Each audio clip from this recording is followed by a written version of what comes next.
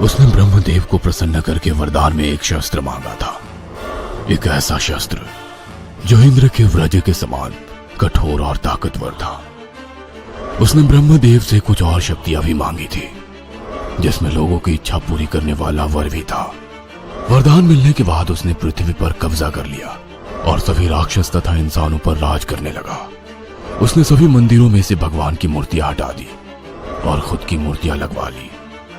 वो लोगों को खुद की पूजा करने के लिए मनवाने लगा और जो ना माने उन पर बल का प्रयोग करने लगा। लोग उसकी पूजा करते और दंड राक्षस खुश होकर उनकी सभी इच्छाएं पूरी करता, चाहे वो इच्छा अच्छी हो या बुरी। बुरी इच्छाएं मतलब ऐसी कि अगर दो भाइयों में से एक भाई इच्छा मांगे कि मेरा दूसरा भाई मर जाए और पूरी जायदाद मुझे मिले, या फिर कोई चोर इच्छा मांगे कि मैं किसी अमीर आदमी के घर डाका डालने में सफल हो जाऊं, तो उनकी इच्छा पूरी हो जाती। बुरी इच्छाएं पूरी करने की वजह से अच्छे लोगों पर अन्याय होने लगा। तब सभी दुखी लोगों ने ऋषि मुनियों से मदद मांगी और मुनियों ने इंद्र से। तब खुद इंद्र स्वर्ग से अपनी सेना लेकर पृथ्वी पर आए और उन्होंने दंड राक्षस से युद्ध किया, लेकिन दंड राक्षस को मिले हुए शस्त्र की वजह से वह अजय था। तब इंद्रदेव ने अपनी शक्ति से उसे मूर्ति में तब्दील करवा दिया और जब वो पत्थर की मूर्ति में बदल गया तब उन्होंने उससे वो शस्त्र छीन लिया और पृथ्वी दंड राक्षस के अन्याय से मुक्त हो गई। इस कहानी के लेखक हैं धीरज कुमार सालुंके। शेरू खंडिया के पिता का पालतू कुत्ता था। उसका सर पत्थर से कुचला गया था। वो देखकर मैं बहुत ज्यादा घबरा गया। मैं सोचने लगा कि शेरू को इस तरह से कौन मार सकता है। खंडिया की मम्मी अभी भी जोर जोर से रो रही थी। मैंने भीड़ की ओर देखा तो उसमें मेरी आई खड़ी हुई मुझे दिखाई दी। मैं आई के पास जाकर खड़ा हो गया और आगे का नजारा देख मेरे रोंगटे खड़े हो गए। आगे खंडिया के पिताजी की लाश पड़ी थी। उनका गले का मांस गायब था और चेहरे पर खरोंची थी, जीभ मुंह से बाहर निकली हुई थी।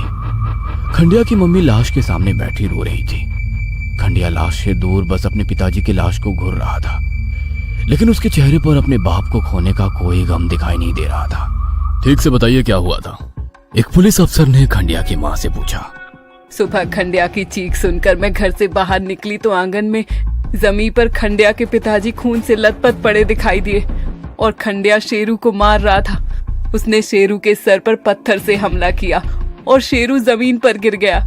मैंने खंडिया से पूछा कि तुम उसे क्यों मार रहे हो, तो उसने रोते हुए कहा कि मम्मी, शेरू ने पिताजी को मार डाला। मैं जब बाहर आया तो पिताजी जमीन पर पड़े हुए थे और शेरू उनके गले का मांस खा रहा था। जिसको अपनी थाली में से मांस निकाल कर खिलाते थे, आज उसी ने उनके गले का मांस खा लिया। ऐसा कहकर वो फूट फूट कर रो पड़ी। यह सुनकर तो मेरे होश ही उड़ गए थे।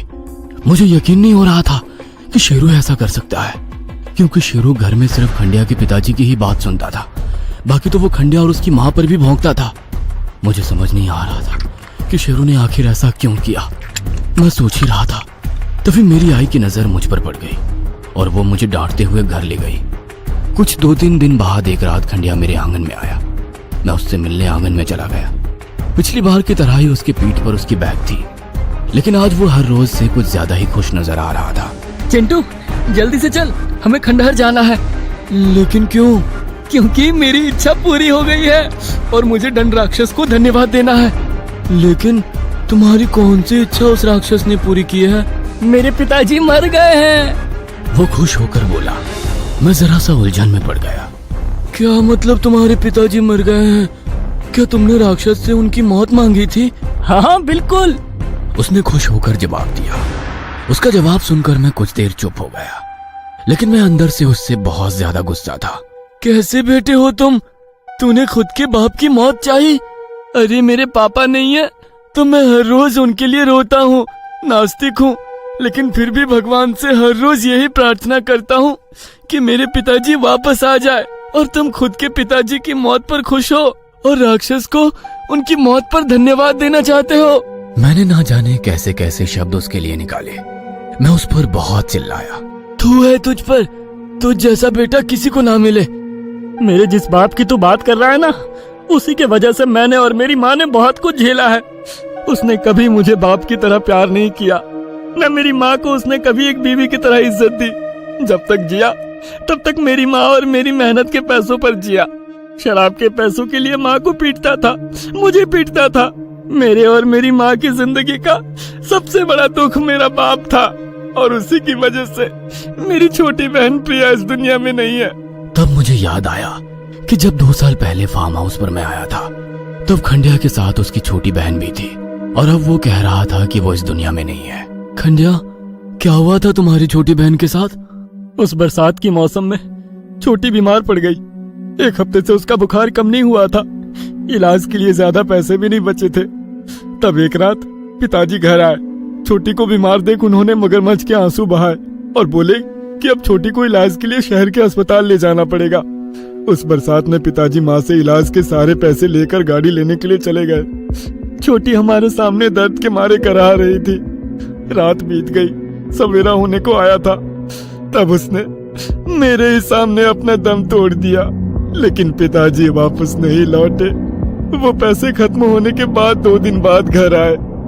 छोटी के अंतिम संस्कार में भी वो आदमी नहीं आया। तभी मैं समझ गया था कि इसे हमसे कोई वास्ता नहीं है। इसे मतलब सिर्फ हमारे कमाए हुए पैसों से है। बाप के प्यार के लिए मैं तरसता रहा, लेकिन उसने कभी मुझे प्यार नहीं किया। प्यार के बजाय हमें सिर्फ दर्द देता रहा। मैंने उसे अपने हाथों से मारने की कोशिश की, लेकिन मैं कर नहीं सका।